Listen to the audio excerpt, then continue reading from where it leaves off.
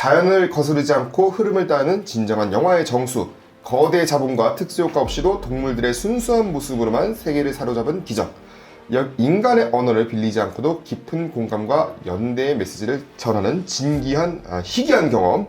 오늘 양기자 시네마틱 유니버스 YCU 205화에서는 2025 아카데미 시상식 수상작 시리즈 2탄 콘클라비에 이어서 장편 애니메이션상을 받은 플로우를 파헤쳐보겠습니다. 이번 시간에도 이하고님, 서빈님 모셨습니다. 안녕하세요. 안녕하세요. 아 맞아. 그러고 보니까 포스터 바꿔야겠다. 맞네요. 가져오셨어요? 가져왔어.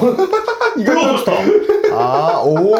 아니, 근데 기자님 그 댓글 있던데요? 뭐요? 기자님 오프닝 절지 말라. 봤어요. 맞아. 우리 전지 말라고 해서 지난번에 박수 쳤어. 내가 한 번에 끝냈다는 거지. 그래. 안 절고 한 번에 쫙 가서 했는데 열심히 지금 붙여. 아이고, 귀여워라. 야, 플로우 좋아. 대박이죠? 플로우가 얼마예요? 안 팔아요. 나포세일이에요. 네. 비매품이에요.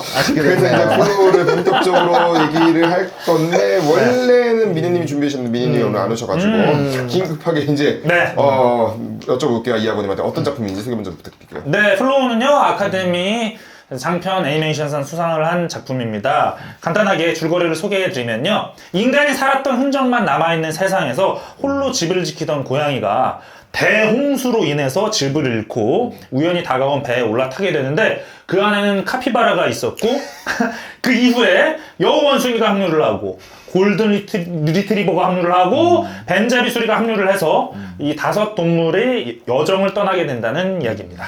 진짜 간단하죠. 진짜 간단하고 사실 간단할 수밖에 없는 게 네.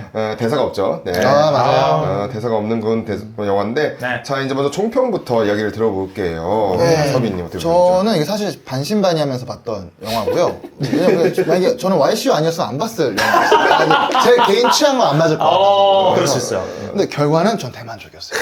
저는 별점 4점 주고 한 주평 자체가 뜯어볼 것이 한가득인 데다가 동물 대잔치라니 4점을 줄 수밖에 없다 라는 느낌입니다. 그래서 처음에는 그 블렌더로 만든 이미지랑 카메라 워킹이 너무 게임 같고 그래가지고 그리고 그 카메라에 대한 이해도가 없어 보이는 것도 좀 있었어가지고 처음에 완전 초반에 그래서 갸우뚱하다가 이제 고양이가 강아지들한테 쫓기면서부터 인식이 확 바뀌고 완전 몰입해서 끝까지 봤었고, 그리고 저는 이게 아까 뜯어볼 것이 많다는 이유가 지속적으로 다루고 있는 그 동그라미라는 것과 그리고 이제 인간사를 대입해도 혹은 어떤 관념을 대입해도 다양한 해석이 나올 수 있는 이 구조 이런 것들이 너무 계속 곱씹게 되는 거예요, 영화 자체를. 그래서 이런 영화는 또 근래에는 처음이라 한동안 그런 영화 없었어가지고 저는 그래서 이번 녹음을 위해서 본 3편 중에서는 가장 만족도가 높아요. 정말 좋았어요.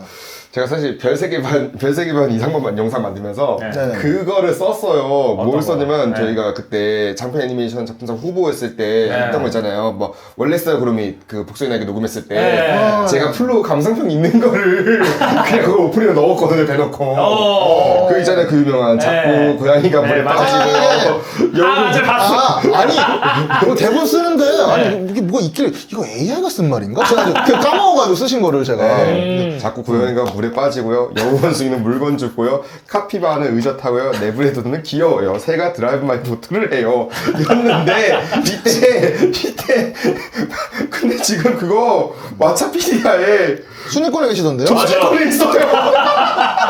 깜짝 놀랐네. 대박. 그러니까 난 순위권 있는 거 진짜 오랜만이거든요.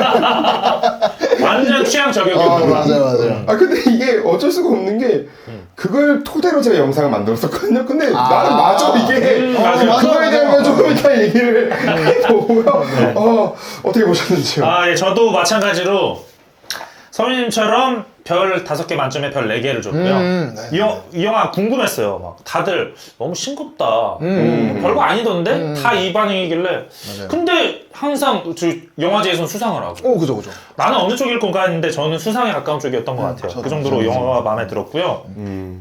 한 줄평은 그렇게 적었어요. 소수 약자 5마리의 윤택한 여정. 윤택한 여정. 네, 윤택한 여정. 윤택이 뭐 윤기 있고 풍부하다 이런 느낌인데 맞아요. 이 5이 모여있을 때 그런 느낌을 좀 받아가지고 윤택한 여정이라는 표현을 썼고요. 소수 약자 5마리. 사실상 이 영화 보면 어떻게 보면은 어벤져스랑 정반대. 거죠. 어벤져스는 그쵸. 최고들만 모인 거잖아요. 그쵸. 근데 이는 최약체들만 다 모인 거라서 맞아.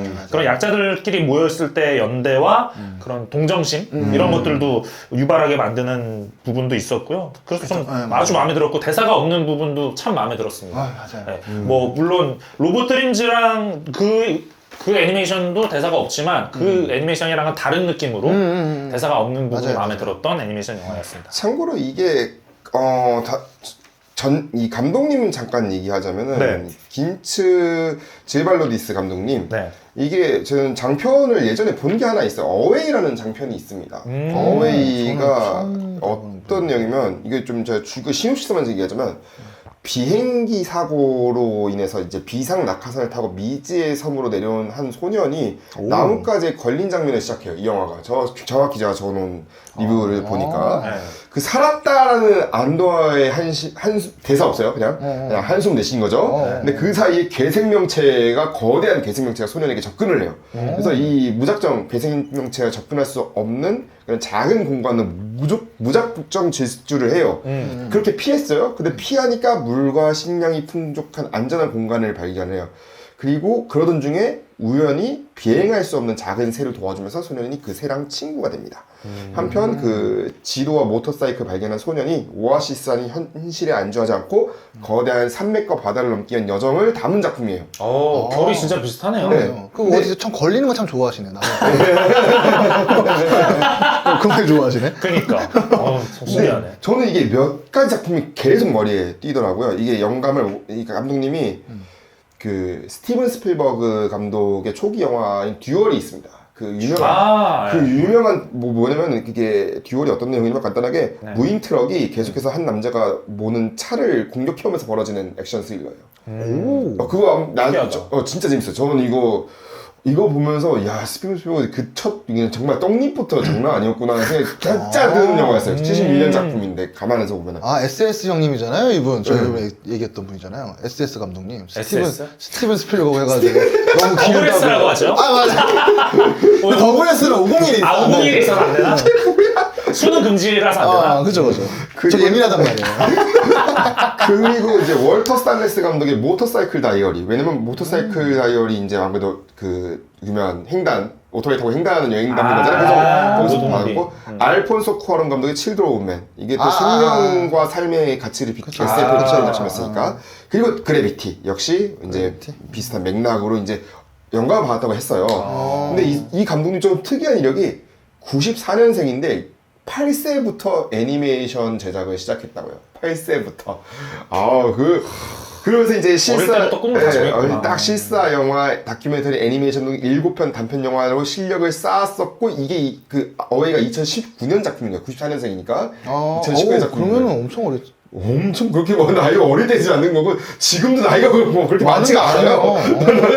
94년생 감독이에요. 근데 94년생 감독이 아카데미 작품상 받은 거예요, 장편상. 부럽다. 뭐 다 이렇네 이미. 와, 누구는 소독차 쫓아다니고 있을 때 영화 찍고 계셨네요? 이야. 독학으로 배웠다는 거. 독학으로. 그럼 재능이 있네요, 무조건. 네, 그래서 이게 무슨 거야. 그러니까 그 Q&A도 이런 거예요. 확인차 여쭤볼게요. 이 모든 거를 다 독학으로 터득하셨나요? 아니면은 나중에 영화학교에서 배우셨나요? 이 플로우 만드는 거. 네네네. 그래서 저는 예술 프로그램이 있는 특성화 고등학교에서 단편 영화 제작하기 시작했대요. 근데 그게 거의 그때도 독학이었고 학교에서보다는 유튜브에 있는 튜토리얼 영상이랑 제작 과정에서 더 많은 걸 배웠대요. 와, 그런데 물론 고등학교 경험도 소중했고 대학을 안 갔대요. 대학을 또 안 갔대. 와. 그래서 이제 고등학교 때 만든 단편 영화가 영화제 출품대 상을 받은 거예요. 거기서부터 이제 바로 자기가 애니메이션 학교에서 공부를 안 하고 수상 상금을 받은 걸로 다른 단편을 만들었대요.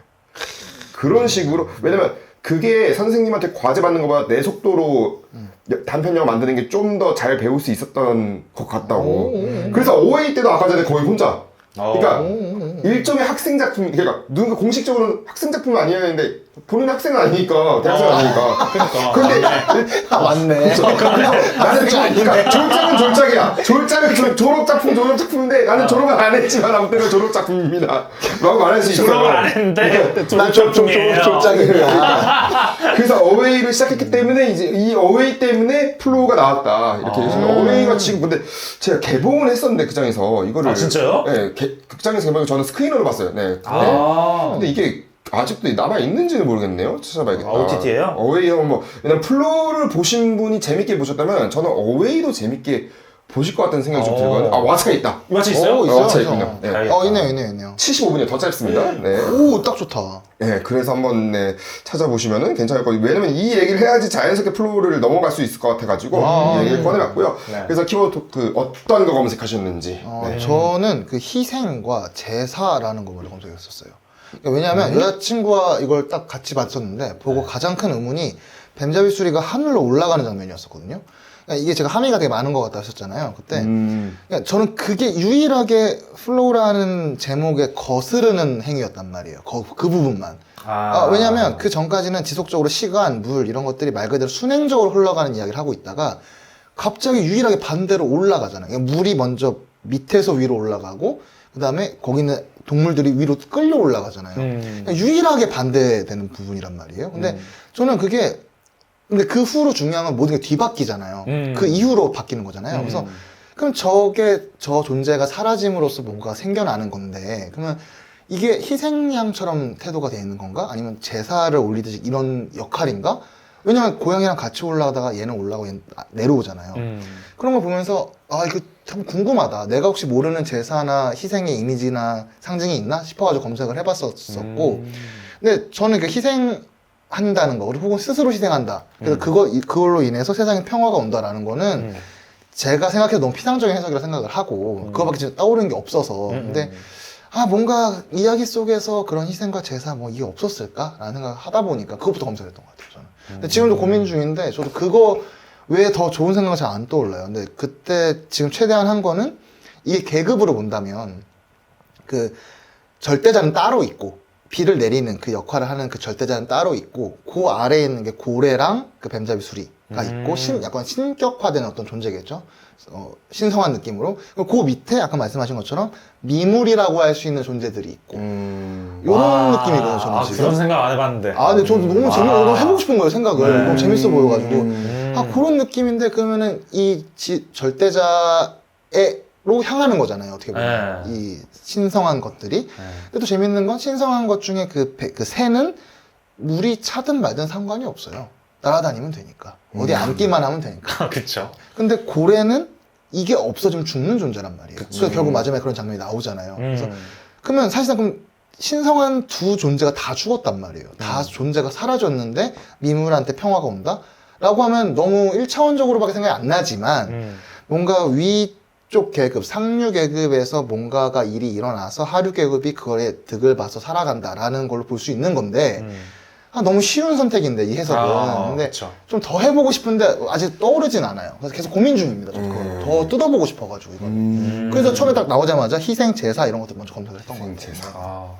고래랑 그 뱀잡이 수리랑 거의 같은 격으로 생각을 안 해봤던 것 같아요. 근데 지금 들어보니까 진짜 그렇게도 생각할 수 있겠다는 생각이 드네요. 가능할 것 같아요. 그래서 저는 심지어 여자친구랑 얘기를 하다가 그 예수와 하나님이란 이야기 나왔었거든요. 그러니까 하나님은 절대 그냥 말 그대로 신이고 예수님은 사람이었는데 이제 희생 당해서 이렇게 되는 느낌이라고 하더라고요. 저 종교는 잘 몰라서. 근데 그러면은 절대자 그 비 내리는 사람은 하나님에 가게 되고 이 뱀잡이 수리는 이쪽에 예수님 포지션을 간단 말이에요. 근데 그러면 뱀잡이 수리가 근데 뱀잡이 다른 수리한테 당하잖아요. 그렇게 되면 사실 그러면 이 뱀잡이 수리라는 군집이 예수님의 포지션을 가는 걸 수도 있다고 생각을 해요.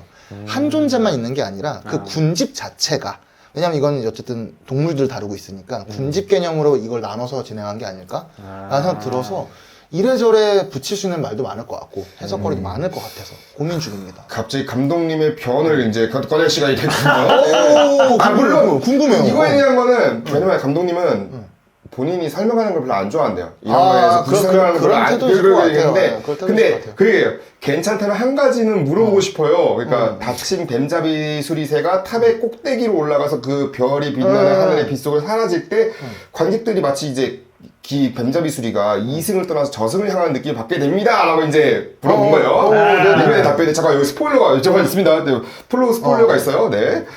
감독님 이때 맞대요. 맞다고 했고 그 장면은 고양이의 여정을 반영하기 위해 만들어졌고 그 후 일어난 일은 고양이에게 터닝 포인트가 돼요. 그러니까 그 전에 고양이는 차오르는 물에서 벗어나 안전해지기 위해서 점점 더 높은 곳을 올라가려고만 하죠. 그리고 혼자서 살아남고 싶고요. 새를 따라서 탑 꼭대기까지 올라간 고양이와 새는 별을 만나게 됩니다. 우주에는 아무것도 없고 생명체도 아 없고 그거 3D를 보고 싶었어요. 네, 그 장면. 문제를 일으킬 만한 그 어떤 요소도 없는 혼자 지내기에는 가장 좋은 환경입니다. 그래서 그는 우주에 닿을 정도로 계속 높이 올라가려고 하는데 모든 시각적인 내레이션은 그 아이디어에서 시작된 겁니다. 사실 새는 나중에 추가된 요소예요. 그러니까 이전 버전의 시퀀스에서는 고양이가 혼자 탑 꼭대기 위로 올라갑니다. 네네. 그러다가 상처 입은 뱀잡이 수리새가 거기에 있다면 고양이의 감정적으로 얼마나 큰 영향을 미칠지 깨닫게 됐고 그래서 나중에 새를 추가하게 된 거라고. 그러니까 처음에 새를 추가 생각 없었는데 나중에 아 원래는 4인조였는데. 네. 아. 처음에는 고양이가 정말로 혼자 있고 싶어 했고 그 지점에서 고양이의 감정을 표현하는 것, 즉 매우 갈등하는 모습을 표현하는 게 목표였습니다. 고양이는 혼자 있고 싶지만 사라지고 싶지는 않다는 것을 깨닫게 되는 거죠. 그것이 그에게 큰 터닝 포인트가 되고 결국 아래로 내려가기로 결심하게 됩니다. 아 근데 이게 이러면 너무 이 감독님이 말씀 감독님 피셜이니까 그렇긴 한데 애매한 것 같아요. 그러니까 그 장면에서 고양이도 같이 올라가다가 새는 날개가 있어서 허우적거렸을 때 올라간 거고 이 친구는 그게 안 돼서 전혀 내려오는 개념이었다고 저는 봤었단 말이에요. 근데 지금 감독님이 말씀하신 것처럼 그렇게 간다면 뱀잡이 수리가 오히려 의문점을 더 주는 느낌인 거죠. 그리고 만약에 감독님이 그걸 하려고 하셨으면은 전 고양이가 좀 더 혼자 있는 걸 좋아하는 걸 보여줘야 되지 않나 생각도 들어요. 전 사실 그래서 그 배에서 내려서 혼자 거의 올라가잖아요. 그때 좀 그랬거든요. 왜 이렇게 이기적으로 행동하지? 왜 이 사람 왜 다 버리지? 이 생각을 했었단 말이에요. 그래서 그리고 그거 뭐 뒤에서 얘기하겠지만 그런 요소가 많아가지고 근데 요것도 괜찮죠. 그냥 그 우주를 보고 내려와서 다시 아래로 내려간다는 하강 이미지를 가져간다는 건 재밌죠. 네, 뭐 그렇습니다. 그 얘기 하셨어요. 플로우가 뭐 의미를 찾는 영화가 아니라 모든 경험을 받아들인 영화입니다. 그래서 여러 기사나 온라인 영상이 저희 같은 온라인 영상에서 플로우의 결과에 대한 해석이 제시될 수도 있겠지만 저는 그런 답을 내려왔는데 전혀 관심이 없습니다. 플로우보다 열린 결말이기 때문에 저는 관객 여러분이 더 기억하고 더 생각해보길 원합니다. 네. 근데 보통 창작자들이 저러죠. 저도 소설 될거 막 다 집어넣어놓고 물어보면은 저 우연히 뭐 그냥 썼는데요? 그거 감사하네요, 이게 너무. 감사하네요. 속으로, 와, 이 새끼 봐라? 이걸 잡네? 이런 생각 하죠. 그러니까 그건 이제 설명되지 않은 것 외에도 캐릭터들에게는 매우 확실한 스토리들이 있다고. 그게 있겠죠. 네. 고양이는 예를 들면 뭐 인생의 한 지점에서 시작해서 다른 지점에서 끝이 나고요. 뭐 다만 저는 세상의 논리를 설명하는 데 관심이 없고 캐릭터 여정이 더 관심이 많습니다. 네. 근데 만약에 진짜 이 감독님이 그것만 생각하시고 영화를 만드셨는데 이 함의들이 따라붙은 거면은 진짜 재능 있는 거예요. 서사를 만들어내고 연출했을 때 자기는 의도 안 했는데 뜯어볼 게 한가득으로 마무리된다? 그럼 본인의 직관으로 했다는 소리인데 그건 엄청난 재능인 거예요. 자기는 그냥 로드무비를 원했대요. 그냥 이 영화에 로드무비를 원했지 뭐. 근데 정말 전 대단한 좀 좋은 감독님 같아요. 계속 보고 싶어요. 그래서. 자, 그래서 이제 어떤 포인트를 검색하셨는지. 아 저는 맞네. 저는 새 성애자답게 맞네. 뱀잡이 수리 검색했습니다. 벤자민 루비. 뱀잡이 수리 저 독수리 좋아하거든요. 근데 뱀잡이 수리는 처음 들어가지고 검색을 한번 해봤는데 와 진짜 화려하게 생겼어요. 해봐야죠. 정말 멋있게 생겼어요. 검색해보면 우야. 대박이죠. 뒤에 막 후광이 우와. 저기 연예인도 아닌데 후광이 이렇게 딱 있죠. 아니 바로 나오는 게 왜 내셔널 지오그래피에서 코브라랑 벤자민 루비 싸우는 거. 저 싸우는 게 고글에 나오긴 하는데 야, 벤자민 진짜. 루비의 코브라 사냥. 너무 잘생겼어. 그니까 너무 잘생겼어. 화려하죠. 그때. 네, 진짜. 그렇게 검색을 해봤고 뭐 그냥 영화랑 똑같이 생기는지 알아보려고 검색을 했던 것 같아요. 그리고 저는 이 영화 되게 단순하게 봤거든요. 저도 알줄 알았다니까요? 그러니까- 이렇게까지 생각 안 하고 봤어요. 그러니까 진짜. 저는 그 벤자민 수리가 올라간 게 그냥 뭐 기능적 이것도 아까 그 승부에서 얘기했던 것처럼 기능적인 부분 중에 하나라고 봤어요. 처음에는 그 이 주인공은 고양이를 택했잖아요. 네, 맞아요. 고양이를 택한 이유가 고양이가 굉장히 독립적이고 개인적이잖아요. 개인주의적이잖아요. 근데 이제 이타적이고 좀 이제 타협도 할 줄 알고 그쵸, 이제 희생도 할 줄 알고 배려도 할 줄 알게 된 거잖아요. 이 떠나기 이 벤자민 수리가 떠나기 직전에 한 행동이 바로 그 자기를 공격했던 그 개들이 배 타도록 도와달라고 호소하는 맞아, 장면이잖아요. 맞아. 심지어 맞아. 고양이뿐만 아니라 카피바라랑 원숭이는 솔직히 그렇게까지 적극적이지 않았긴 했지만 그쵸, 네. 그쵸. 어쨌든 다 같이 이렇게 하는 거 보고 맞아요. 물론 이제 나는 반대한다는 의미로 삐져서 나가는 뉘앙스를 주긴 했지만 이제는 내가 필요 없어도 되겠다는 느낌을 좀 받았거든요. 그래서 내가 얘는 워낙 개인주의적이고 그렇게 되면 살아남기 어려울 텐데 하는 걱정하는 마음으로 내가 도와줬다면 지금은 그럴 필요가 없겠는데 이제 우리랑 잘 섞일 게 있는데 그냥 그런 느낌을 받고 그런 느낌을 받아서 아까 비상적이라고 말씀드렸는데 저도 비상적으로 느껴지긴 하죠. 갑자기 때 생뚱맞게 하늘로 날아가서 사라지니까.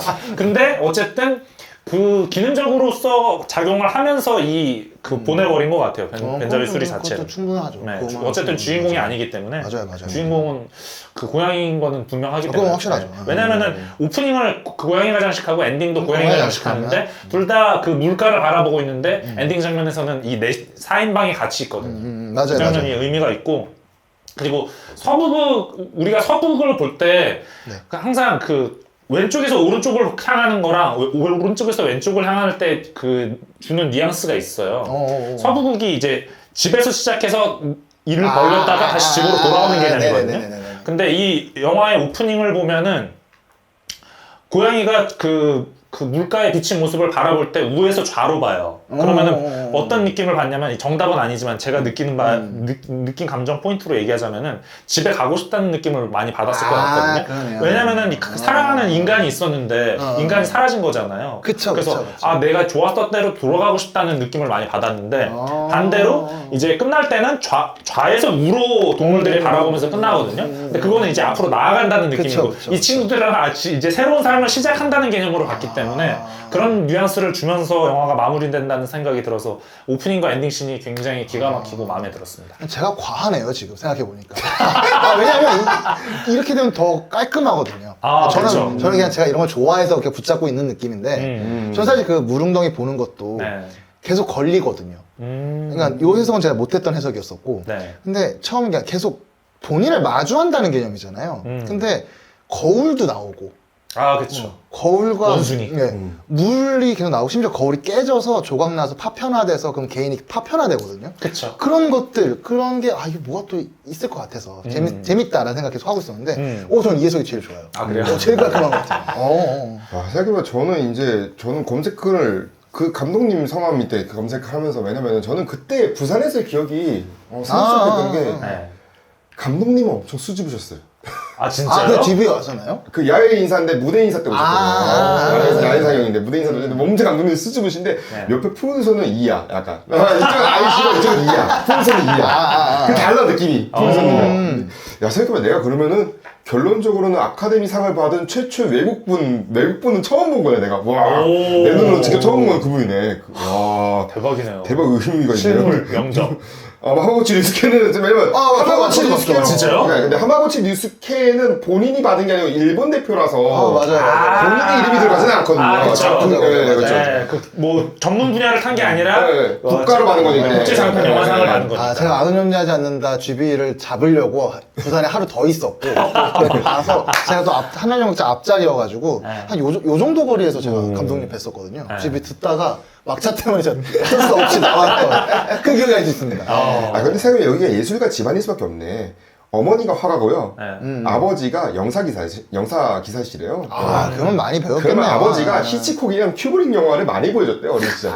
에이, 조기교육이? 조기교육, 역시 여기 조기교육이 중요하다. 그리고 미야자키 하야오 감독님을 좋아하다고. 네, 그래서 예측할 수 없다는 미야자키 점이 하야오 감독님 네. 싫어하시는 분 있을까요?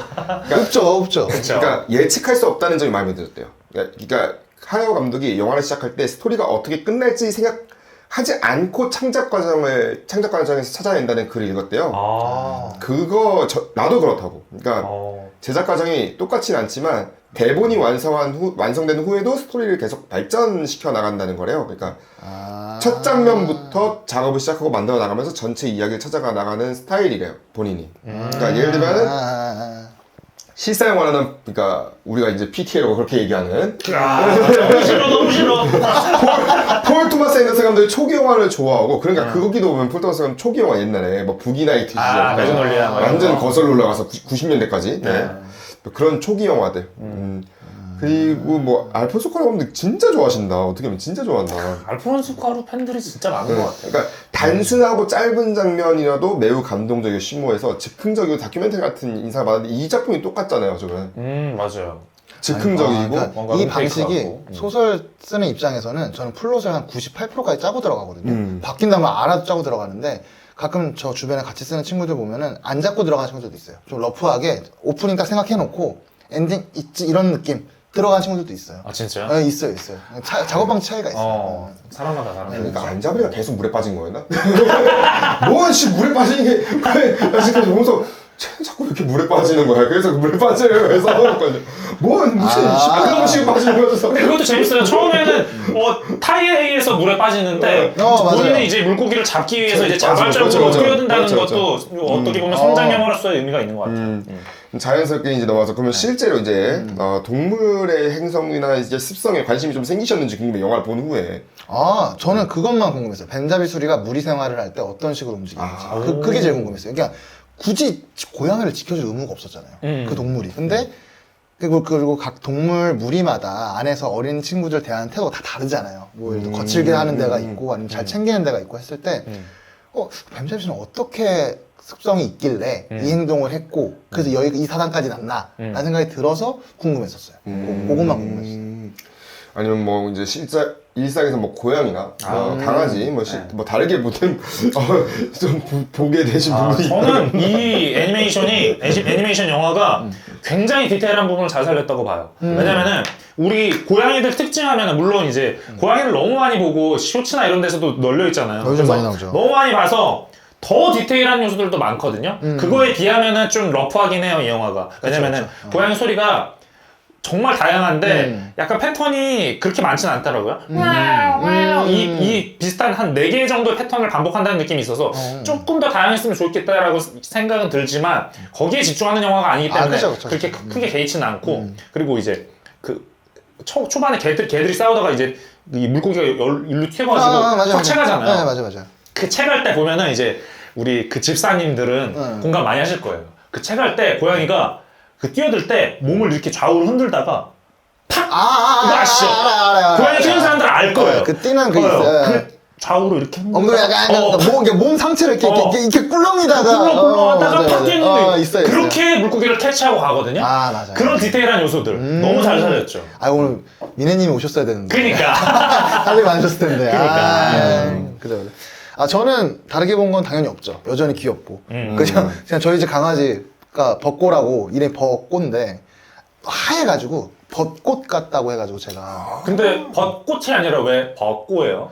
벚꽃이라고 부르기가 너무 힘든 거예요. 발음이 힘들어서. 근데 아이한테 얘도 듣고 울 줄 알아야 되고 이러니까 그래서 제가 밑에 탈락시키고 해서 벚꽃라고 해가지고 저희 강아지 하얀 강아지 보고 싶더라고요. 더 보고 싶었어요. 그 정도? 어린 시절 이제 동물과 특별한 경험이나 추억이 있으신지 여쭤보고 싶은데 저는 뭐가 있었냐면은 옛날에 고등학교 있는 제가 기숙사 고등학교 다니긴 했지만 이제 방학 때나 이럴 때 놀러 가면은 제가 개 한 마리가 있었는데 그 이름이 탄순이었어요. 탄순이요? 블랙 탄종이어가지고. 근데 원래 개 이름을 촌스럽게 지어야 오래 산대요. 맞아요. 그거 뭐가 돼요, 저희 집 강아지? 벚꽃으로 말씀을 아니 하시는 벚꽃도 거예요? 촌스러워요. 내가 지었는데? 근데 기억나는 건 이제 동생이 띠동갑이었는데 하루는 이제 얘가 이제 걔집 안에 들어가는 거예요. 여기 이렇게 봉개를 들어갔는데 어렸을 때니까 들어가죠, 맞아요. 그런데 이가 엉간다 그래가지고 이걸 있을 수 있죠. 시골 개만 있을 수 있죠. 그러니까 저희가 이제 거의 밖에다가 이제 묶어두고 네, 그러면은 이제 거의 이제 집안에 이제 거의 뭐 그런 거죠. 그 영화에도 나올 수도 있지만 약간 약간 그런 거죠. 도둑이 오면 알람 같은 존재. 아침마다 지집에 이제 누가 왔더나 그런 거. 초인종 같은 존재. 나한테도 짖지만 이제 바로 꼬리 내리고 이제 도망치는. 생물을 상으로 하지 마세요. 배고플 때도 그럼 나도 먹을 때 됐구나. 아침, 점심, 저녁. 저 먼저. 어린 시절 동물에 관한 경험. 저는 사실상 어린 시절에 플로우를 찍었죠. 어딜 다녀오신 거예요? 이게 무슨 얘기냐면 어릴 때 마당에 있는 집이었거든요. 닭, 강아지, 뭐 다 키웠어요. 토끼도 키우고. 네네. 근데 이제 그때 도둑고양이가 다 죽여버려. 그랬던 아픈 기억이 있어. 그죠. 그런 게 있죠. 고양이들 네. 이렇게 있었어요. 맞아요. 그때 진짜 애들끼리 잘 놀았는데 막 오리랑 닭이랑 이렇게 어울릴 수도 있구나. 토끼가 이렇게 어울릴 수 있구나 이러면서 잘 놀았던 기억이 있습니다. 가셨군요. 네. 저는 아까 토끼, 저 토끼를 받으면, 전 토끼를 키웠었거든요, 집에서. 아파트에 키웠었어요. 그래서. 집 안에서요? 네. 그게, 그 당시에 그게 되는 토끼들이 있었어요. 약간 애완용 토끼 느낌? 그런 게 있어가지고, 키워가지고 제가 이렇게 끌어안고 이렇게 예뻐하다가 초등학교 3학년 때 뒷발 발톱에 여기 날려가가지고. 상처난 일 정도? 그게 좀 특별하다? 이런 느낌? 아팠어요. 진짜 아팠어요, 그때. 아이고 말이 아닌 게 어디예요? 말이었으면 저기 없어요. 무슨 말씀 하시는 거예요? 말 놓을게요. 무슨 말 하시는 죄송합니다. 아니, 이제 괜찮습니다. 사실 이거는 이제 얘기를 하자면은 네. 블렌더라는 오픈 소스 소프트웨어로 제작이 됐어요. 그러니까 맞아요, 이제 맞아요. 예산이 막 그렇게 막 쉽게 말하면 그런 거죠. 예산이 적기 때문에 비싼 소프트웨어를 구입할 수가 없기 때문에 그죠. 어쩔 수 없이 이제 오픈 소스를 했는데 제일 결국에는 이걸로 만드는 작품이 아카데미 상을 받았다는 게 제일 큰 이슈잖아요. 사실상 무료 프로그램으로 아카데미 작품상을 받은 거죠. 그렇죠. 그쵸. 오픈 소스 프로그램이니까 그러니까 이거를 이게 됐다는 지점은 과연 뭘 시사하는지는 이제 좀 저는 이게 한국 애니메이션에도 시사한 바가 많이 있다고 봐요. 테마록 영화 개봉을 했었잖아요. 네네. 근데 제가 테마록에 대한 비판적인 입장을 얘기하는 것 중에 하나가 그거거든요. 기술력. 얼마나 CG를 헐리우드만큼 막 만들 것인가. 맞아요. 그거에만 골몰하지 말고 이 긴츠 질발로디스 감독처럼 무료 프로그램 써도 상관이 없어요. 이렇게 만들 수 있단 말이에요. 그러니까 그런 기술력에 너 돈 퍼붓고 하면서 이 예산 많이 썼으니까 제작비 걷어들여야 되니까 많이 봐주세요 할 필요 없이 그쵸, 맞아요. 돈 적게 들이고도 충분한 아이디어, 신선한 아이디어와 그런 뭐 소재와 이런 것들을 통해서 만들었으면 좋겠다는 생각을 해요. 근데 물론 한국 애니메이션 시장이 어렵다는 건 알아요. 왜냐면은 이미 관객들조차도 야 일본 애니메이션 나왔어? 당장 보러 가. 야 한국 애니메이션 나왔어? 애들 보는 거 아니야? 이런 그 선입견이 분명히 있을 거란 말이에요. 그래서 깨기가 어려운 건 아는데 맞아요. 그 전 정부에서 예산이 50% 삭감됐었단 말이에요. 근데 맞아요. 지금 이제 시대가 바뀌었잖아요. 그죠. 이제 그 지원도 많이 받고 해서 한국 애니메이션이 좀 발전돼서 그 정말 좋아졌으면 하는 바람이 있습니다. 신카이 마코토. 왜 아니, 그거 가볼까요? 너무 좋아하죠. 아우, 좀 좋아요. 네, 뭐. 약간 좀 제가 할게요.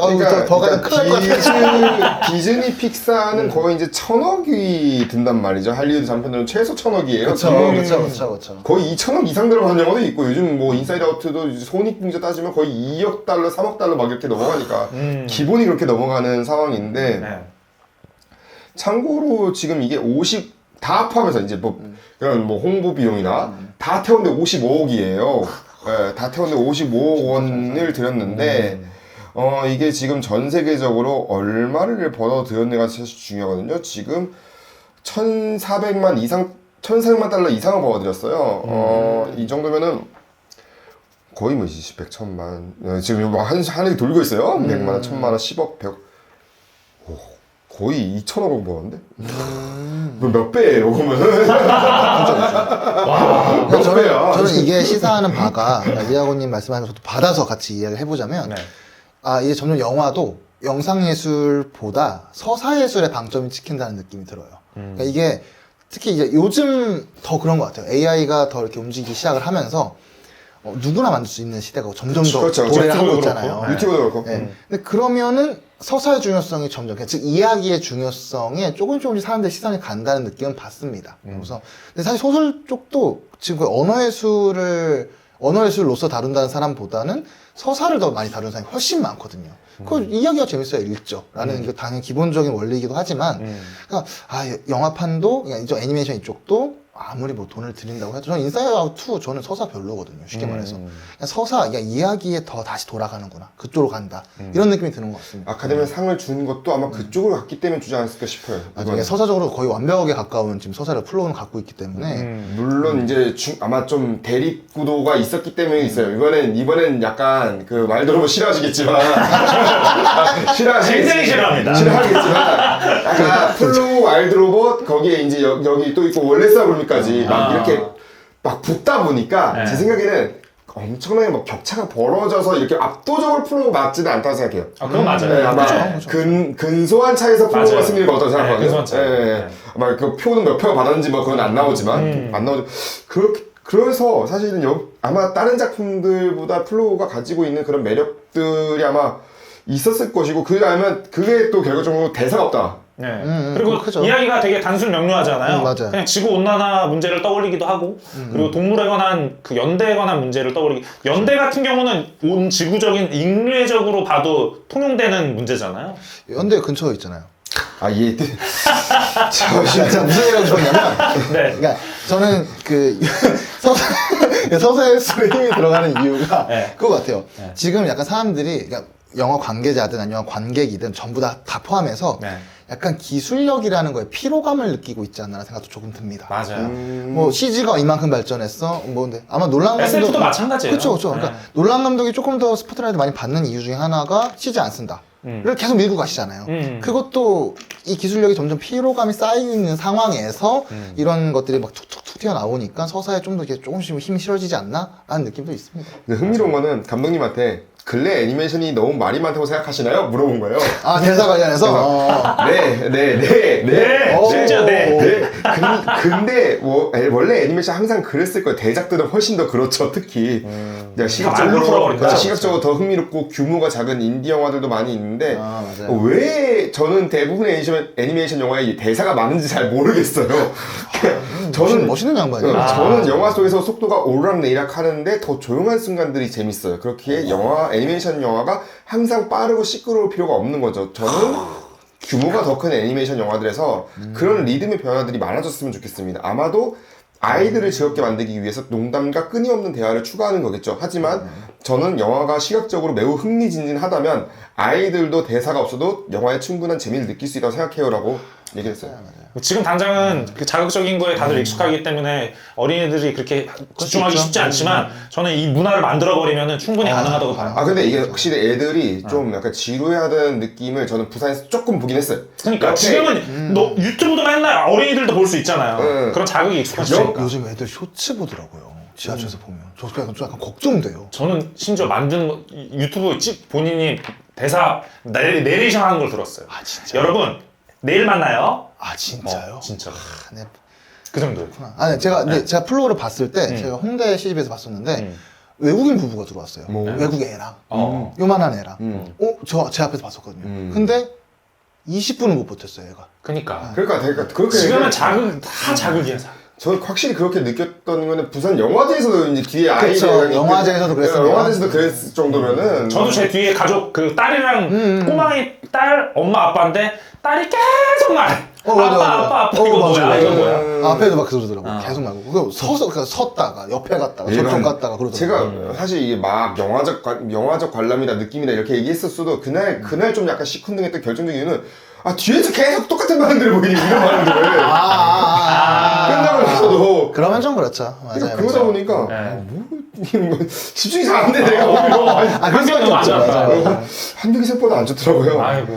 그 사실 이거에 대한 연장선상의 질문인 것 같아요. 지금 최근에 챗GPT가 아주 업데이트가 제대로 돼가지고 저도 좀 쓰고 있겠지만 지브리풍 사용 이슈가 매우 컸단 말이죠. 지금 근데 참고로 지금 녹음 시점으로서는 이제 그거 못 써요. 그렇게 어떻게 하면 다 막아요. 글씨로는 다 막아요. 그러니까 제가 좀 흥미로웠던 거는 그래서 오늘 이번에 뭘 했었냐면 그러니까 미국에서 가장 인기 있는 TV 풍자 애니메이션 톤으로 해줘 했는데 돌려 말한다. 했는데 그게 심슨이 나오더라고. 나 깜짝 놀랐어. 그런 식으로. 직접적으로만 말 안 하면 된다.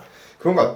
결국 프롬프트 싸움이에요. 네, 프롬프트로 얼마만큼 잘 입력하냐 싸움이 바뀌었어요. 근데 대놓고 지브리는 이제 안 먹고. 지브리나 뭐 피카소 톤, 뭐 뭐 에드워드 폰 뭐 그런 식으로는 안 된다 이제 직접적으로 직접적으로 막아놨지만 아무튼 뭐 돌려서 하긴 했지만 그건 뭐 프롬프트 싸움인 거고 왜냐면 그것도 저작권이 안 걸리거든요. 왜냐면 누가 어떻게 하고 맞아요. 미국에서 제일 인기 있는 애니메이션이 뭐 그걸 다를 수도 있지. 꼭 심슨이라는 법 있어. 저는 근데 혹시나 해서 했는데 진짜 나올 깜짝 놀랐던 거예요. 그래서 원래는 근데 많잖아. 야 사우스파크도 있고 많잖아. 맞아. 왜 심슨이야? 저는 이 지금 풍토를 그리 긍정적으로 보진 않아요. 저도요. 그러니까 그 이유가 물론 현재 법률상 그림체에 대한 제재가 없을 뿐이고 그건 저도 알죠. 그러니까 안다는 게 사람들이 얘기할 때 이거 법에 안 걸리잖아. 이게 지금 제일 크단 말이에요. 그쵸? 근데 이제는 뭔가 창작자의 그림체도 보호가 필요한다는 게 드러나는 순간인 거고 그럼 언젠가 뭔가 법적인 움직임이 있겠죠. 있을 수밖에 없어요. 근데 저는 뭐 그런 부분보다 그건 뭐 그럴 수 있다고 움직이면 되는 건데 저는 누가 시작하냐 우르르 가는 거 있잖아요. 저는 그 현상을 그리 달가워하지 않습니다. 저 개인적으로. 사실 그게 천만 영화가 생성되는 가장 큰 비결이거든요. 그쵸, 그 맞아요. 방법이 우르르르 그런 회기가 너무 안 좋습니다. 승부 좋아해 우르르 극장 가자. 저는 그래서 가놓고 잘 잤냐? 당 걸린 것 같은데. 근데 남들 재밌다니까 재밌나 보다. 남들 재밌다 이거 재밌나 보다. 재밌나 보다. 화통은 나는데 남들 재밌었대. 나도 재밌었어. 그 풍토가 있잖아요. 근데 저는 그래서 그걸 그리 달가워하지 않다 보니까 그냥 지금 이 상황도 그냥 이러고 있어요. 푸사 이렇게 올라오는 거 이제 기자님도 한번 올라오셨었는데. 그래서 그냥 이러고 있어요. 그리고 그 특징 중에 하나 그것도 있대요. 안 해봤는데 몇몇 한 분들이 와이프랑 자기랑 찍었는데 들었어요. 봤지? 아 남자는 너무 늦게 나오고 와이프는 너무 어리게 나와서 이게 분연 줄 알았다고. 있어. 그래서 의심된다. 이거 납치한 거 아니냐. 그 얘기예요. 저는 제가 들은 거 그 다른 거 뭔지 알아. 그 이제 커플들이나 혹은 본인이 본인 외모에 대해서 스스로 만족하지 못하는 분들이 이걸 돌리니까 푸사 딱딱 커플 푸사 한 번도 안 하는 사람들이 오히려 이런 식으로 원래 보통 이제 외모 자신 없으면은 프사 올릴 때 뒷모습 이렇게 그죠. 이렇게 근데 약간 그런 분들이 이번에는 한번 해야겠다 이런 분위기도 있대요. 그런 분위기도 있고 그 분위기도 있고 뭐 여러 가지 분위기가 생성되고 있나 봐요. 근데 이게 분석한 것 중에 그것도 있대요. 왜 남자만 늦게 나올까? 라고 의문간설이 있는데 그 특징 중에 하나가 뭐냐면 이거는 챗GPT 말고 우리가 보통 이제 만화 그림으로 그려주잖아요. 커플들. 그렇게 그릴 때 남자는 재밌게 그려도 그냥 웃으면서 넘어갈 수 있잖아요. 근데 여자를 웃기게 그리면은 이거는 좀 상처가 되거나 그쵸, 맞아요. 받아들이는 사람 입장에서 좀 힘들 수 있으니까 그걸 그 챗GPT도 감안한 게 아닌가라는 생각이 드는 거죠. 그것까지 가면 진짜 무서운 건데 그 애들은 진짜 무서운 거예요. 그거는. 그러네. 무섭네. 정말 잠 못 잘 것 같은데. 그래요. 자 이제 그럼 넘어가서 작품의 주요 캐릭터 얘기를 해보도록 하겠습니다. 먼저 네네. 고양이인데요. 네. 제가 또 자꾸 파우치. 자꾸 제가 고양인데요. 파우치. 양파우치다 양파우치. 양파우치. 놀래라. 고양이가 물에 빠지고요라는 표현을 쓴단 말이죠. 그래서 했단 말이죠. 네네네. 어떻게 보셨는지 궁금해요. 그러니까 저는 고양이 그냥 여기서 적어놓은 거는 귀엽다, 빠르다 이렇게 적어놓긴 했는데 저는 그 물에 빠진다라는 거를 계속 집중하게 되더라고요. 그게 이게 고양이의 성장 서사로 바라보게 되면 물에 빠진다는 의미가 이제 재밌어지는 거죠. 쉽게 말해서. 그러니까 푹 잠기는 개념이잖아요. 그 물에 빠진다는 게. 그게 미끄러져서, 심지어 처음에는 미끄러져서 빠지고요. 그런데다가 혹은 추락해서 빠지고요. 이런 것들이 한 개체가 성장이라는 걸 하면서 올곧고 바르게 가는 경우가 이렇게 거의 불가능하잖아요. 그러다 보니까 그런 면에서 보면 유머를 섞어서 그걸 갖고 오는 느낌이에요. 마치 통가을에를 가져오는 것처럼. 그래서 더 재밌는 건 그 안에서 물고기를 잡아온다는 게 전 제일 재밌었거든요. 처음에는 그게 되게 불편하고 위험한 순간들이었는데 이제는 자기가 들어가서 먼저 갖고 온다는 게 이 공동체를 생각한다는 면도 있지만 이제 이 추락과 빠진다는 행위가 크게 문제가 되지 않는다라는 식으로 보이기도 했어가지고 그래서 근데 그 안에서 이제 가라앉는 건데도 유의미한 것들 막 가져오잖아요. 그 안에서. 그러니까 정말 성장이라는 것을 정말 적당히 재밌게 표현했다. 그런 생각을 했습니다. 그랬던 것 같아요. 그래요. 어떻게 보셨는지. 맞아요. 뭐 저도 비슷하고요.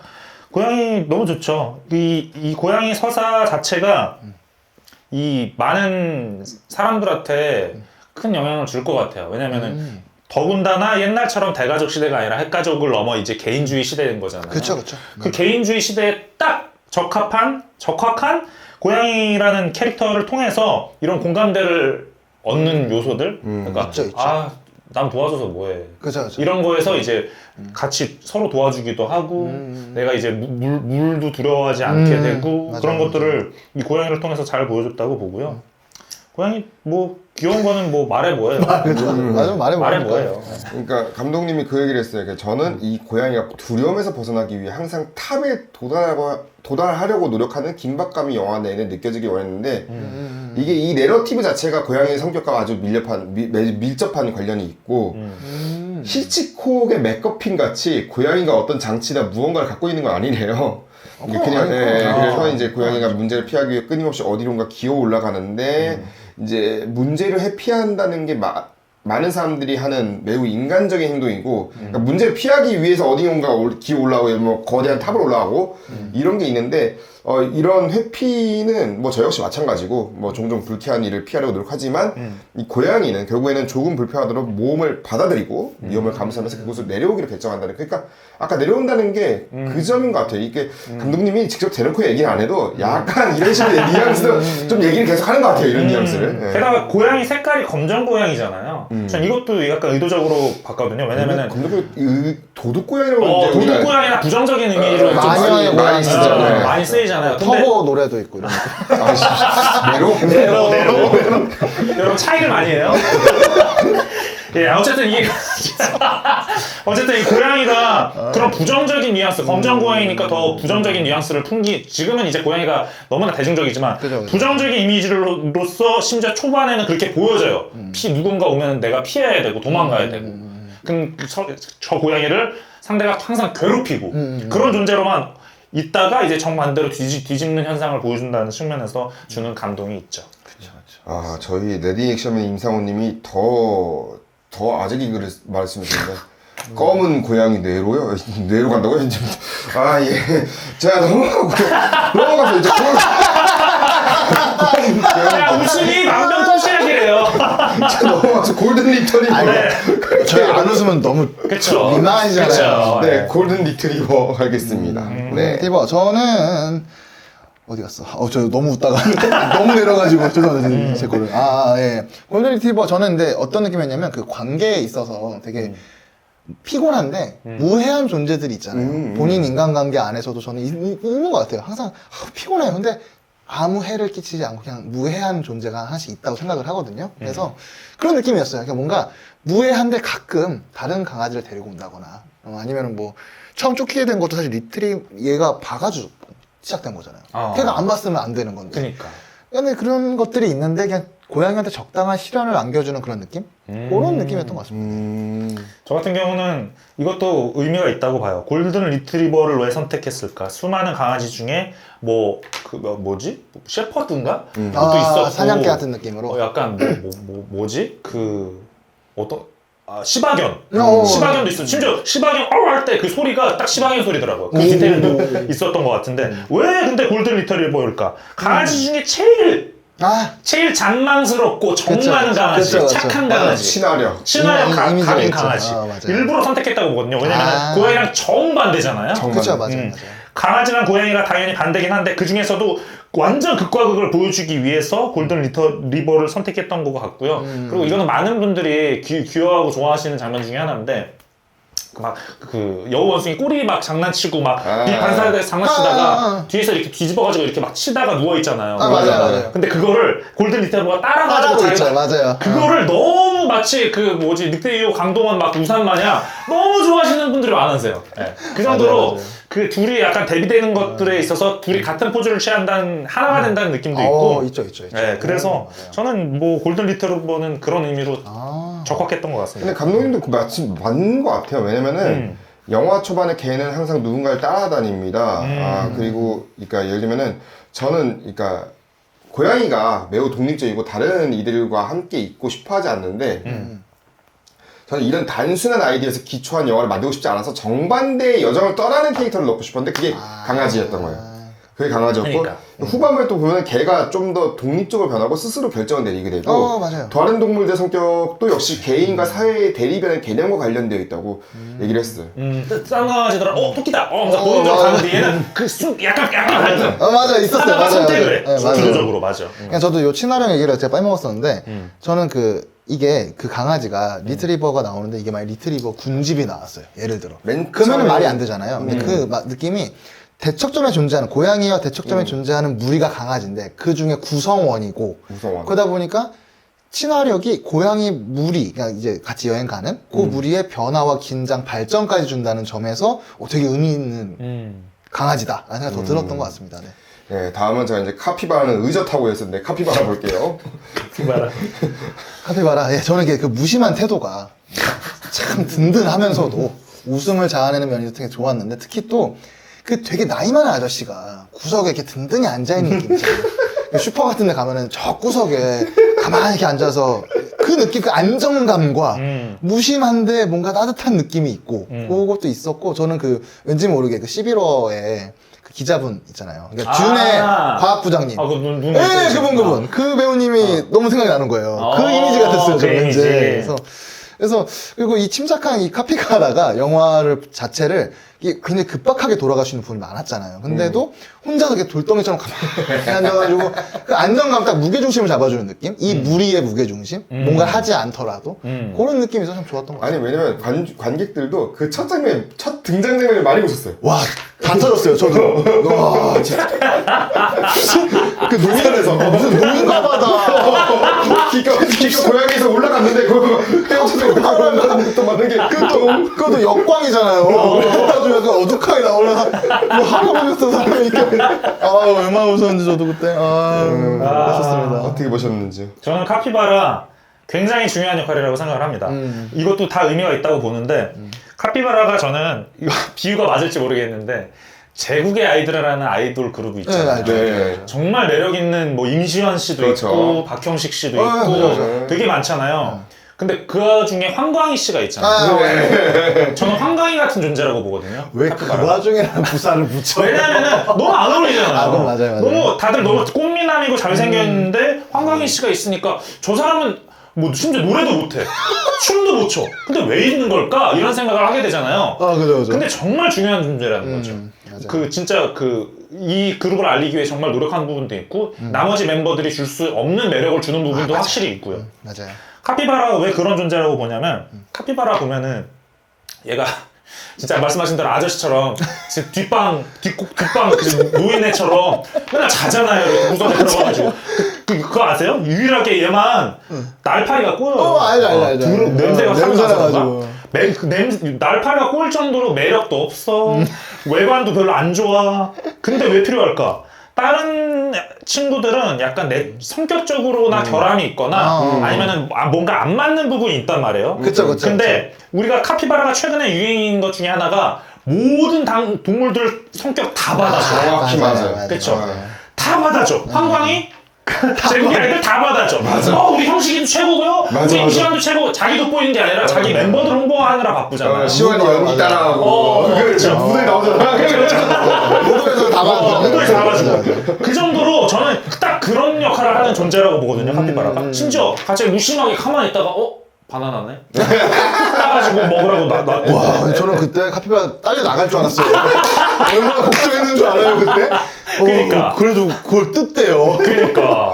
너무 웃겼어요. 감독님도 똑같이 말씀하신 게, 그러니까 이야기 속에서 큰 변화를 겪지 않기 때문에 약간 이방인 것 같지만 이 이야기의 소리새로 선택한 이유는 아까 말씀하신 것처럼 카피바라가 고양이나 개뿐만 아니라 사자나 악어와도 함께 평화롭게 잠을 자며 여러 종류의 동물들과 어울리는 사진을 봤기 때문입니다. 그러니까 그래요. 다른 멤버들은 싸울 수가 있어요. 그쵸. 근데 얘는 맞아요. 안 싸워. 맞아요. 다 맞아요. 받아줘 그냥. 맞아요. 이 이야기에 그런 캐릭터가 등장하는 게 자연스러울 거라 생각해서 이제 넣었다고 얘기를 했고요. 다음 캐릭터가 이제 여우 원숭이에요. 네네네네. 물건 줍는. 네, 물건 주고요. 네. 저는 이 친구 정말 저는 감미료 같은 존재였어요. 이게 무슨 말이냐면 막 반드시 필요한 느낌은 아니었지만 그래도 엉뚱한 감각을 가지고서 서사랑 캐릭터들 사이에서 존재하니까 이게 만약에 이 원숭이가 없었으면은 되게 딱딱한 사각형 같을 것 같아요. 완벽해 보이는 느낌? 근데 이 친구가 딱 들어가면서 조금씩 곡선이 생기는 느낌? 조금씩. 그래서 딱 좋은 느낌이었었고. 그리고 이제 그냥 제가 이거 그냥 다 할게요. 요거 네네, 다 말씀해주세요. 한 번에 하면 될 것 같아요, 이제. 한번에. 그러니까 저는 이제 약인자님이 양파우치님이 하셨던 여우 원숭이는 물건 줍고 요거 있잖아요. 네. 저게 이게 인간 소비주의에 대한 비판이라는 말이 이제 해줬는데 저는 소비주의에 대한 비판으로 보지는 않고요. 소비주의나 욕심, 탐욕, 뭐 자본주의의 폐해들을 보여주는 건 맞죠. 보여준다고 할 수는 있어요. 그냥 그것 때문에 근데 대신에 그것 때문에 배에 탄 동물들한테 해를 끼치지 않잖아요. 뭐 이거 주우려고 배가 뒤집어지는 것도 아니고 그냥 넘어가잖아요. 아쉬워만 할 뿐. 심지어 이거 주우려고 배도 안 타려고 그러잖아. 맞아. 안 들려가잖아. 근데 그래도 타잖아요. 가기 그럼 전에. 누가 타게? 카피바라.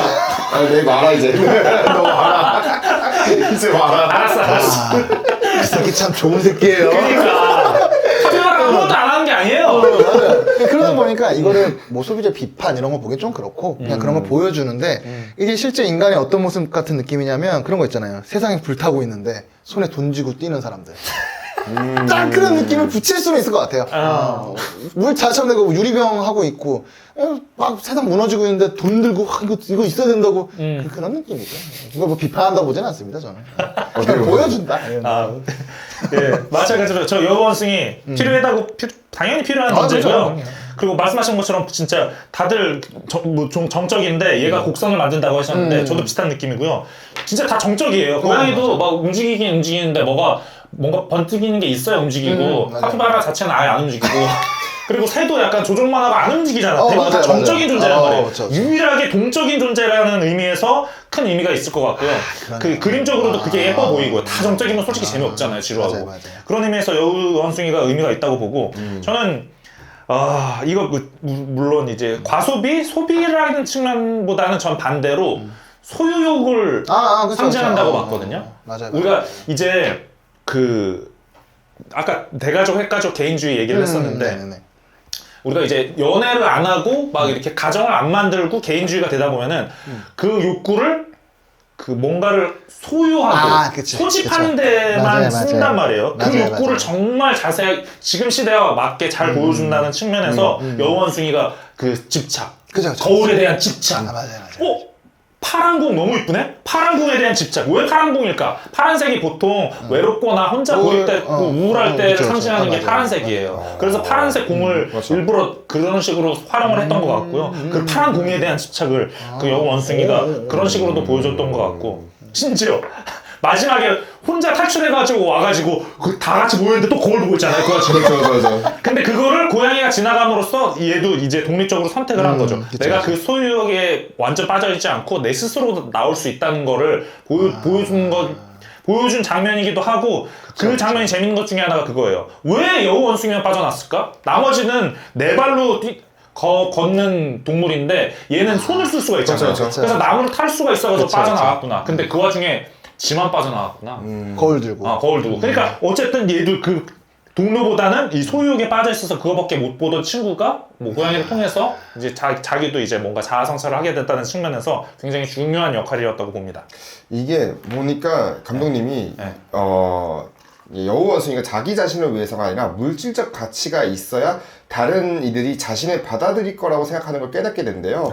그러니까. 그래서 내가 SNS에서 뭐가 있어 보여야지만 애들이 날 좋아하겠지. 그쵸. 역시 이제 소속감이라는 개념과 연결되어 있는 존재이고 그래서 질문이 그거예요. 다음 질문이 그거였어요. 여우 원숭이 행동이 소비주의뿐만 아니라 충동적이면서 때로는 비논리적으로 물건을 구매하려는 우리의 욕망에 대한 풍자입니까? 하니까 네 맞아요. 하지만 저는 관객들이 여우 원숭이를 이해해 줬으면 좋겠어요. 그가 조금 더 비이성적으로 행동할 수 있지만 우리는 이 여우 원숭이가 왜 그렇게 행동하는지 이해할 수 있다고 생각해요. 이 영화에서 보면은 여우 원숭이 사이가 모두 그렇게 행동하고 있기 때문에 그 자신도 그러한 행동을 끊기 어렵다는 것이다. 그러니까 끊기 어렵다는 거. 왜냐면 지금 소속감이라는 말을 듣고 나니까 너무 좋은 말이라는 생각이 들어가지고 이거 놓쳤어요. 이거 제가 완전히 놓친 건데 영화를 보면서도 배가 딱 오잖아요. 근데 그때 걔네가 다 장신구를 하고 있잖아요. 하고 있고 이 친구는 그때 거울을 주려고 했는데 못 줬죠. 그래서 쫓아내잖아요. 고양이가. 고양이가 쫓아내죠. 근데 그게 저걸 왜 싫어할까라는 생각을 지금 해보면은 자기는 거울로 소속이 되려고 했던 건데 난 거울 있어 근데 나 받아줘 라고 하려고 했던 건데 이거에 기각당하니까 아니 제가 원래 기각이라는 말 잘 써요 아니 무슨 이렇게 말하기도 쉽지가 않아 오늘 처음 알았네? 아 이거 위험하네 아무튼 그렇게 됐는데 나 이거 참 진짜 이 사람들 진짜 나 오랜만에 왔는데 진짜 이럴 거야 진짜 기가 안 시킬게요. 다른 단어 말할 뻔했네 그냥 그러다 보니까 그게 들어갈 수도 있는 거고 저는 아까 이하고님 딱 얘기하셨을 때 딱 생각났던 게 네. 연극 하셨잖아요 저도 몇 번 올라만 가봤잖아요 맛만 가봤잖아요 그러다 보니까 이 배 안이라는 게 무대 위라고 할 수 있잖아요. 그 배 자체가 무대고 그러면 인물들이 움직일 때 연기를 할 때 몇 명은 거의 고정이고 큰 움직임이 없는데 혼자서 항상 이거 풀어주는 인물이 있잖아요. 그쵸. 동선 풀어주고 와서 블러킹 할 때 다 해주는 그런 인물이 항상 존재하잖아요. 그런 느낌이에요. 맞아요. 영화적인. 그래서 재밌는 캐릭터인 것 같아요. 듣다 보니까 더.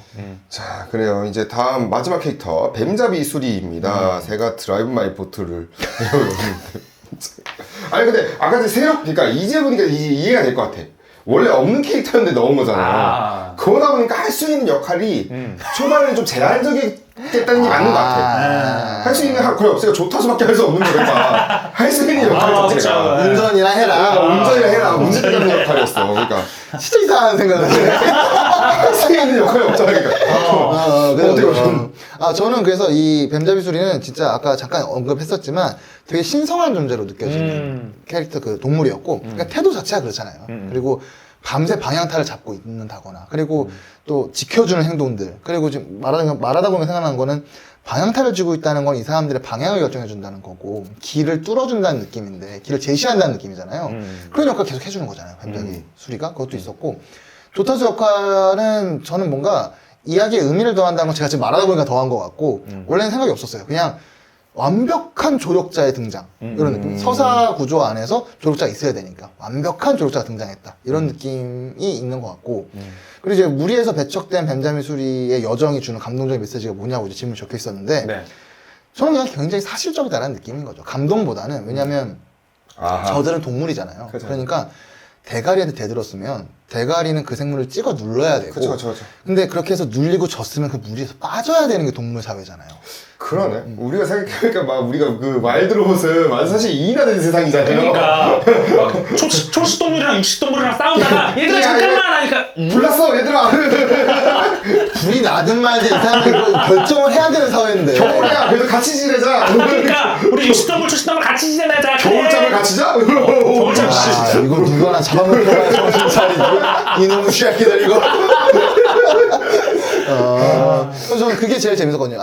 진짜 찍어 누르는구나. 저는 정말 사실적이다. 그 생각이 들어서 저는 그걸 그렇게 생각했던 것 같습니다. 그러네요. 저는 뭐 새 애호가로서 그러니까요. 뱀잡이 수리 너무나 좋아할 것 같은데 아쉬워요. 제가 저번에 아노라 방송하면서 그 얘기 말씀드렸는데 이고르 캐릭터가 너무 정의롭고 너무 정석대로 가려고 하는 그런 캐릭터 별로 안 좋아하거든요. 근데 이런 캐릭터 뱀잡이 수리가 딱 그 역할인 것 같아요. 딱 올바르고 맞아요. 얘 고양이 불쌍해. 얘 도와줘야 돼. 얘가 성장했네. 내 역할 끝났어. 난 떠나야지. 무리해서 얘를 지켜줘야 돼. 그래서 내가 팔을 다치더라도 지켜주고. 근데 얘만의 그런 고민이라던가 그런 입체성은 따로 안 보인 것 같거든요. 그래서 기능적으로만 활용돼서 고양이의 성장에 있어서만 성장을 확인하는 차원에서 뭔가 뭐 스승이라고 말하기도 뭐하고 아무튼 좀 약간 재미없는 캐릭터? 이체성이 좀 떨어지는 너무 캐릭터. 착한 캐릭터. 네, 너무 착한 캐릭터. 저희가 사실 대관 시간은 자유롭지만 여러분 귀가 시간은 매우 지켜져야 되기 때문에 이러고 있다가는 큰일 나는 일이 발생할 수도 있어서 저희가 뭐 정성희 평론가 거기도 그분도 막 한 11시, 12시 반 깨면 뭐 가실 분들 가시잖아요. 혼자 그러지 마요. 그러면 안 되겠지. 얼마나 감사한지 몰라요. 저희가 끝낼 때는 끝내야 되기 때문에 일단은 빨리 이제 큰 것들만 이제 보실게요. 보면 예를 들면 이제 효과적으로 좀 보여줬던 장면들이나 그런 장면들 위주로 얘기할게요. 뭐 인상적이었던 장면들. 뭘 많이 적어놨군요, 제가. 네, 많이 적으셔가지고 아. 효과적으로 보셨던 장면. 효과적인 거, 그럼 제가 얘기를 할 수 있는 거는 한 두 가지만 반드시 얘기하고 싶은데, 일단 그 대사가 없는 것과 울음소리를 섞었다는 걸로 이야기를 하자면, 이게 고민을 많이 한 게 티가 나는 거예요, 감독이. 왜냐면, 울음소리가 딱 관계 입장에서는 저들이 동의를 하는 건가, 아니면 원하는 건가를 판단하는 기준이거든요. 근데 이게 이런 식으로 그냥 대사가 필요한 부분에만 딱 들어가요, 울음소리가. 그전엔 굳이 안 넣고. 그런 면에서 되게 효과적으로 작용했다고 보는 편이고, 그 카메라 워킹과 앵글의 이게 동물의 눈높이 얘기를 하신 게 있었는데, 전 이게 효과적이었어요. 뭐냐면, 고양이가 새를 바라볼 때나, 고양이가 세상을 바라볼 때는 로우 앵글로 이렇게 가잖아요. 어쩔 수 없이 시선이. 작으니까. 네, 그렇죠. 근데 이게, 그 존재나 어떤 그 공간의 의미를 같이 갖고 오는 거예요. 근데 물론 이 앵글 자체가 그 의미가 있는 거지만, 그래서 새를 더 신성하게 바라보게 되고, 그리고 세상 자체를 더 과감하게 바라보게 되고, 이런 것들이 확실히, 그리고 생각해보면 이게 제가 정확히 하지 않을 수 있는데, 이 영화에 부감샷이 없어요. 거의 완벽한 부감샷이 제가 본 적이 없는 것 같아요. 거의 이제 잡아준다고 해도 하늘에서 잡아준다고 해도 거의 수평적이긴 했어요. 네, 같이 내려오잖아요. 설령 그 변자리 소리가 나는 장면에서조차도 거의 없네요, 그러면. 그렇죠. 부감이 거의 안 써요. 위에서 아래로 내려 째는 그게 그런 거의 샷이 없었어요. 저는 없다고 보면서 봤던 것 같은데 그게 그냥 결국 이 시선 자체가 원래는 절대자의 시선을 가져간다는 말도 있단 말이에요. 그렇죠. 부감사 자체가. 그래서 그러니까 이 영화에는 절대자의 시선이라는 건 존재하지 않는다라는 식으로 말하는 것 같기도 해요.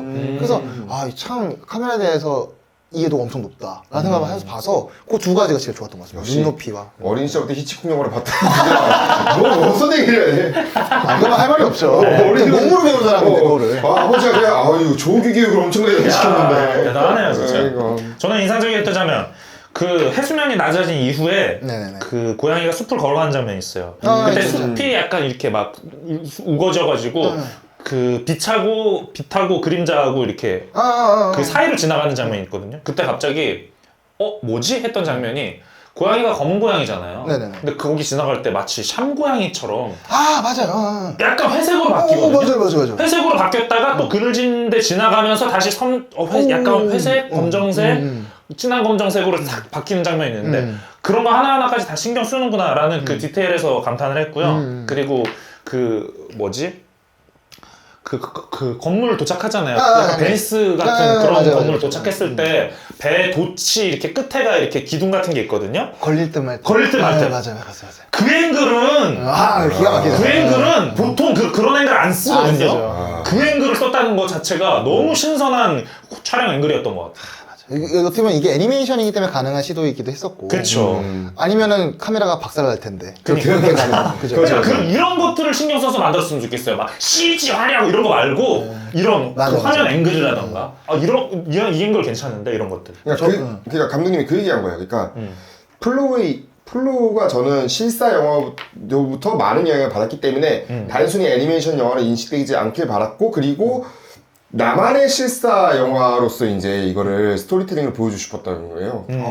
자기가 근데 마시다시피 이걸 실사로 만들려면은 예산 겁나 들어갈 거예요. 그거 가지고 안 된다. 그리고 이미 동물보호단체가 한 군데, 두 군데. 몇 군데 때문에 저 진짜 동물 이렇게 있고. 왜냐면 실제 동물을 사용해서 찍으려고 하면 불가능. 이거 그냥 탈 쓰고 인간이. 옛날에 어린 시절에 그거 본 적 있어요. 나폴레옹이라는 영화 있어요. 알아요. 강아지 한 마리 네. 영화 있어요. 아니면 뭐 머나먼 여자 같은 영화. 베토벤. 베토벤.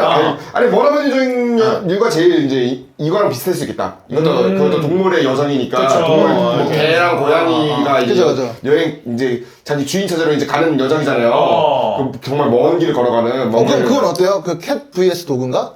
캐치앤도그. 그건 약간 CG가 좀 있어. 많이 나죠. 베일리 어게인. 그럼 괜찮죠. 그럼 괜찮죠. 베일리 어게인. 그러니까 그것도 돈을 좀 많이 써야 되거든요. 그 많이 써야죠. 근데 이건 지금 동물 종류가 몇 개야 지금. 그러니까 더 힘들어요. 아마 연출이 더 힘들 거예요. 근데 이런 네. 말을 해야 될 것 같아서 그거 있었잖아요. 저기 아까 원에 되게 집중하는 것 같다고. 저는 그 장면 나오잖아. 물소가 이렇게 도는 장면. 그러니까 고양이 꿈꿀 때 그것도 있었죠. 그리고 물고기들이 때도. 맞아. 있었죠. 물고기 때도 그리고 있었고. 그 하늘 올라갈 때 그 거기도 원형이에요. 맞아. 원형이고. 원형. 그리고 그 고양이가 아까 그 너무 좋은 해석이었던 거 저는 그 파란색으로 된 공에 집착한다는 거. 근데 그것도 공이잖아. 그렇죠. 그러니까 모든 게 지금 다 원으로 돼 있는데 이게 참 재밌는 개념인 것 같아요. 그림자도 원이고 맞아요, 맞아요. 빛을 따라다니는 빛을 네. 따라다니는 것도 원이잖아요. 맞아요. 그래서 저는 근데 그것도 있었어요. 왜 고래에 대한 언급이 별로 없을까? 고래. 고래. 저는 너무 무서웠거든요. 그러니까 고래 그 생명체에 대해서 네, 그러니까 고래라고 고래. 하면 안 되죠. 그러니까 뭔가 고래가 아니면 크리처예요. 거대 네. 그죠 크리처죠. 근데 너무 무서운 거예요. 저는 그 모양이 모양이. 그리고 용도 아니고 뭘 어떻게 해야 돼? 해룡도 그리고 아니고 이게- 약간 저기 있잖아요. 수룡 그래 수룡 느낌. 끝나고 나면 저기 나오잖아요. 쿠키 쿠키. 말이 안 나가지고 쿠키가 있잖아요. 아. 쿠키가 이제 개로 끝나잖아요. 크리처로. 음. 그러니까 이 크리처를 등한시하면 안 되는 느낌인데 그래서 이것도 더 생각해보고 싶은 거예요. 크리처도. 전 고래 같은 경우는 그렇게 생각했거든요. 고래가 너무 편안할 때 나와가지고, 나는 너무나 여유로울 때 이제 제일 힘든 고양이를 그죠, 구워주잖아요. 살죠. 그래서, 와, 쟤는 너무 좋겠다. 너무 편하겠다. 행복하겠다. 아. 근데 마지막에. 이 플로우라는 제목, 이 흐름이라는 제목처럼 흐름대로 타짜에도 대사가 나가잖아요. 인생은 파도야. 내려갔으면 올라갔으면 내려가. 그것처럼 고양이도 내려갔다가 이제 올라가는 시대가 오는 거고 그렇죠. 저 고래 같은 경우는 올라갔다가 내려가는 시대가 오는 시대가 거죠. 오는 거죠. 해수면이 내려가면서 이제 본인의 시대가 접는다는 느낌도 있고. 네. 그래서 고래가 아닐 수도 있겠네요. 왜냐하면 바다가 있을 때는 고래들은 잘 사는데 이런 크리처가 만약 고대 생물처럼 그렇게 무슨 뭐 진짜 침의 한가운데 있던 친구라면 이만큼 올라가야 자기네가 이제 활동을 시작하는 건데 그런 식으로 보면은 이 흐름이 맞는 거죠. 이하곤 말씀하신 것처럼. 그렇죠. 네. 재밌는 것 같아요. 네, 그런 흐름을 얘기한 거 같고 마치 라이온 킹이 서클 오브 라이프잖아요. 그걸 네. 보여준 거잖아요. 그거의 이제 플로우 버전인 거죠. 그런 것 같습니다. 그래요. 뭐 혹시 이제 시간이 그러면 더 혹시 하고 싶은 얘기 저 마지막에 할 나오도록. 거가 네. 에멜리아 페레즈 까고 싶어요. 네. 자 그럼 다음 시간 한번. 자 그래요. 다음 시간은 뭐 이미 말씀을 드려가지고 자 2025 아카데미 시상식 수상자 시리즈 3탄 네, 에밀리아 페레즈 이야기로 넘어가도록 하겠습니다. 여러분들이 그렇게 좋아하시는 까는 영화입니다. 조회수 잘 나온다. 조회수 잘 나오는 영화. 자 여기까지 있고요. 시청해주시고 청취자 여러분 대단히 감사합니다. 감사합니다. 감사합니다.